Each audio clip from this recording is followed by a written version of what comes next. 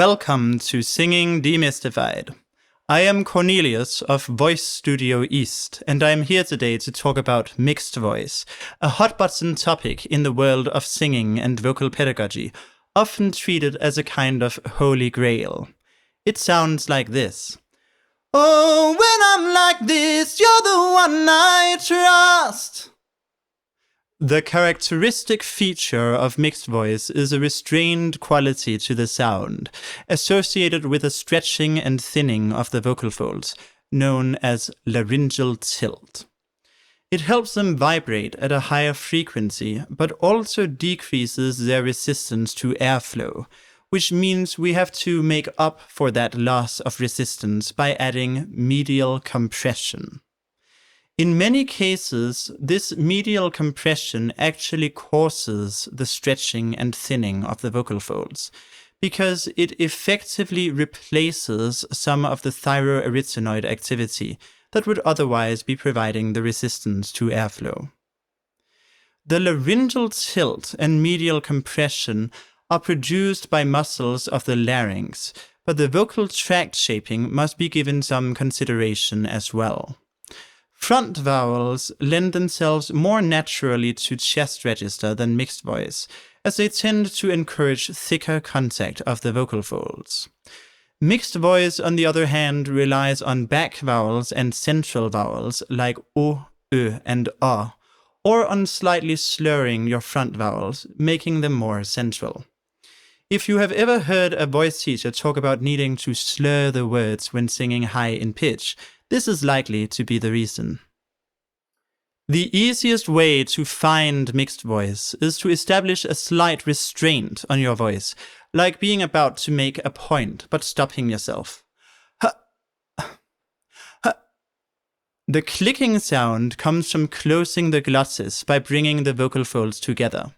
If you have a lot of bodily awareness, you may even feel a slight activation of your core musculature, already generating a bit of subglottic pressure. It should be a fairly light restraint with only a very slight activation of core muscles, though. It is possible that you won't feel it at all. From here, we can then produce a slightly furtive sounding note using one of the vowels just mentioned. O is ideal, but many people have trouble distinguishing it from U and O, in which case it may be better to go with Ö or A instead. Oh! Oh! While it shouldn't sound outright piercing, there should still be a certain sharpness or focus in the tone. If it is dull sounding, you will likely run into trouble with higher notes. There are two main culprits causing a dull sound, the first of which is hypercompression or grandpa voice, that is, using a far too heavy restraint to the point of bearing down on the note and creating a wheezing sound like this. To avoid this, simply breathe out, then back in, hold your breath as shown in the previous two videos, that is, as if you were frozen in the middle of an inhalation, and only then add the slight restraint, making sure not to overdo it. If you are not getting a wheezing sound, but the note is nevertheless dull, it is probably due to a lack of energy. Try pepping yourself up like this, making yourself a bit hyperactive, and then try again, a bit louder this time. It may also be helpful to add a bit more twang, which you can find by imitating a cat meowing, or making a whining sound like this. Wah, wah. When ascending in pitch, mixed voice tends to eventually adopt second formant third harmonic tuning. For more information on this, check the description for a link to my video on resonance in singing.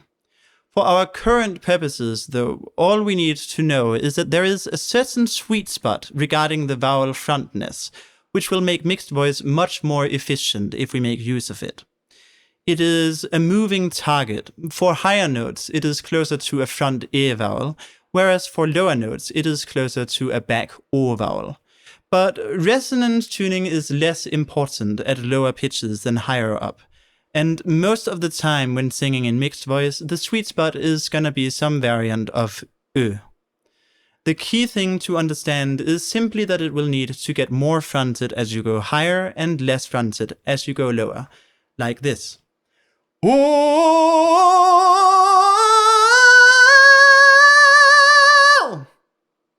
Another thing to keep in mind when ascending in pitch is that even though we are singing in a restrained manner, we still need a larger mouth opening for higher notes, generally speaking. Fortunately, so long as we don't widen the mouth horizontally too much, we can open the mouth as much as we want vertically without it interfering much with our resonance tuning. And in the really high range, we don't even need to worry too much about keeping the mouth narrow. Generally speaking, I see far more people who use mouth openings that are too small than people who use mouth openings that are too large. Sensations can be somewhat deceptive, however, so this is an area where practicing singing in front of a mirror can be very helpful. Don't stand too close to it, though, as this will inevitably tempt you to increase the restraint. Once you have managed to get up into the high range with mixed voice, it will probably still feel very finicky and unreliable.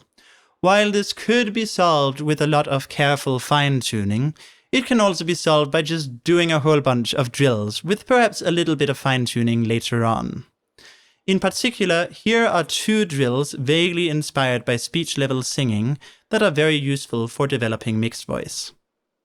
First, an exercise on the syllable ne, making sure to slightly centralize the vowel so as not to get stuck in chest register. Establish the slight restraint and sing it in an energetic manner like this. Ne, ne, ne, ne, ne, ne, ne, ne. Secondly, a somewhat more forceful, heavier exercise on the syllable go to prevent voice cracks and get more thyroarytenoid involvement so it doesn't become too thin. Go, go, go, go, go, go, go, go, go. You can use your own best judgment to decide which exercise to use in any given situation.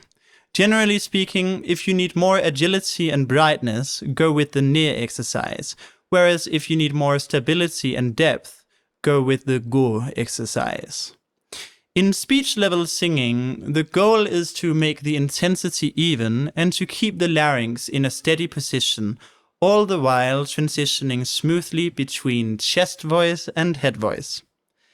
I don't care about any of that. The goal here is just to make the coordination as efficient and reliable as possible. Fancy transitions can be learned later. First, we just need to be proficient at the coordinations we wish to transition between. So far, we've been working on a fairly chesty mixed voice. When going up in pitch, it is helpful to lighten the sound further, which can be done primarily in one of 2 ways, corresponding to the mixed voice subcategories of cried mix and pharyngalized mix. Pharyngalized mix is quite advanced, so for now I will only give a couple of pointers rather than covering it in exhaustive detail, but I intend to return to it in my video on pharyngeal voice, as pharyngalized mix is basically a middle ground between that and a regular mixed voice. For cried mix, the method we use for lightening is to add a bit of cry quality to the note, which you can do by making your voice sound sad like this. If you have trouble doing this, pay attention to the eyebrows. Making sad eyebrows like this is usually enough to get some cry quality happening. No need to overdo it on the cry quality though. We are not looking for an extremely thin sound. The goal is just to add a little bit of cry quality so we don't need to rely solely on medial compression for mixed voice. By adding just a bit of cry quality, you should be able to achieve a qualitative change in the coordination that makes it, for lack of a better word, feel more slidey or slippery. But adding more cry quality does not do much to increase this slidiness. Hence, we need only that little bit. You can then practice the same exercises as before, but at a slightly softer volume. For pharyngalized mix, the key is to get the pharynx to narrow. This often happens more or less automatically by just raising the larynx, but you can also try doing a bit of a valley girl accent like this, or draw your lower lip inwards and imitate the sound of a child. Either cue usually works for getting some pharyngeal narrowing, which will make it easier to transition from mixed voice into falsetto. But if this is not enough for you to be able to transition smoothly, don't fret. Simply stay tuned for my video on pharyngeal voice, where I will address this topic at greater length. Some of you may wonder why I have not shown the famous Rossini scale, despite it being a cornerstone of how a lot of voice teachers approach mixed voice. This is because its wide range places the emphasis on transitions between registers, rather than on the registers themselves. There is nothing inherently wrong with that, but it is a highly advanced exercise, and if it is assigned to people new to mixed voice, the inevitable result will be that they take mixed voice back down in pitch during the descending part of the exercise, all the way back down into the lower range, which brings us to the topic of squeezing spirals. A squeezing spiral happens when people push the dynamic range of mixed voice too far in either direction relative to the pitch they're singing in. It can thus happen if you sing too quietly at high pitches in mixed voice, where you should ideally have transitioned to something still lighter like falsetto, or if you sing too loudly at low pitches. In the former case, the vocal folds have to stretch even thinner with more compression to prevent a voice crack.